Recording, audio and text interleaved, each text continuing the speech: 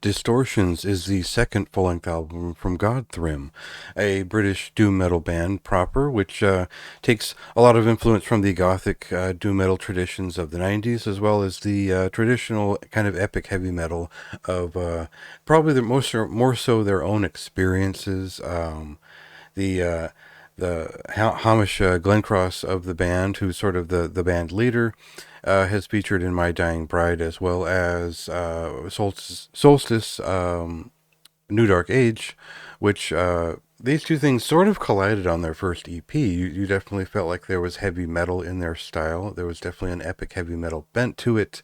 It felt like, that was not only the sound of the time, where a lot of that sort of rough and raw heavy metal and epic doom was popularized in a different way from different venues, but also nowadays the romanticist death doom of the 90s has become maybe a popular reference, something to re-explore and something of interest to a lot of people in its more nascent state. So these things sort of collide in their sound, and on this second full-length album, we get something that is decidedly more gothic doom metal, and it still has the epic heavy metal touches. It's still got the references to the past work of the artist in the late 90s and whatnot, but this is a decidedly different record with a lot of changes made to not only its register and its diction, but its compositional style, which is worth taking a look at. If you're already familiar with the band and you were looking for just a regular album number two, this is something a little bit different. So we'll cut into a preview track and sort of get a sense for what has changed most dramatically on Distortions. My goodness and my lungs, they still breathe. Love breathes. So Reflections, the band's first album, really was just making good on the promise of their EP, refining it a little bit, and finding a place to go with it. And that meant there were some, there was a lot of very dense ideas in that record. It was an imposing and very dark record that it was pretty interesting. It seemed like it was still tied to that whole idea of epic doom metal and melodic death doom metal, and how that kind of worked together. Again, it's a very British style of doom metal, and it felt like it was very representative of the sort of the author's general experiences over the years.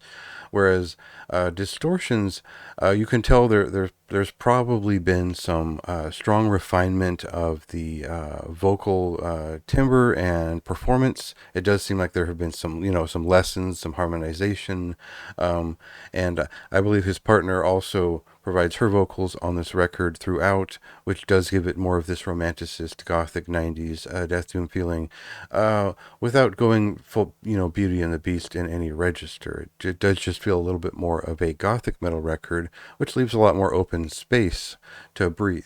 And that means that these are quite long and involved songs, but stylistically they hone in on the moment, and they find they let it hang in the air a little bit more. This is a more emotionally driven record that isn't so packed with direct ideas one after another. And so it does sound a little bit less like an earlier Paradise Lost record and more just like something of the now on this record. And that means while we get everything you'd expect and want from the band in a follow-up on side A, as soon as we move a little bit further into the record, we get past most of the most memorable pieces. We get into a more experimental or different side of the band, which touches upon different modes of sludge metal instrumentation, and kind of changes direction. It definitely feels like things move along past the singles into a less focused point of view. Um, they really do extend this piece at the end, Follow Me, to the point where it's a little bit belabored. It could have just been the end of the album, but they kind of keep going with it. And maybe for the sake of completeness, finishing the thought and conveying this sort of pandemic inspired feeling of the album in general, but I felt like it was a bit much, and they didn't really need to push for such a long and involved take on everything. They could have cut at least one or two pieces, and it would still have felt like a whole and a really well considered album. So it is a bit of a walk, and it does. I'm not saying that there are any poor choices made here. The only real consideration is I think there's two endings to the album. There's sort of two pieces at the end that very well should have closed it, and they didn't pick one. They put both there, so it's a little bit belabored.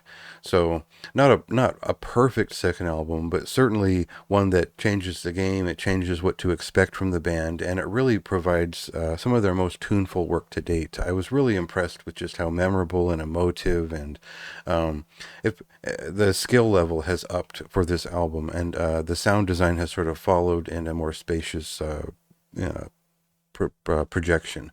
So uh, I really liked it. I liked it quite a bit. This is going to be one of my higher recommendations for the month of August. I think even if you're not interested in anything that is sort of gothic in nature, gothic metal in nature, there is enough heavy metal, melodic death doom metal, and these aspects which feel grand and impressive, and above all else, it's a pretty memorable few songs on here. Yeah, even the very long opener is quite memorable in its expression. So worth checking out. It's definitely a high recommendation for me again.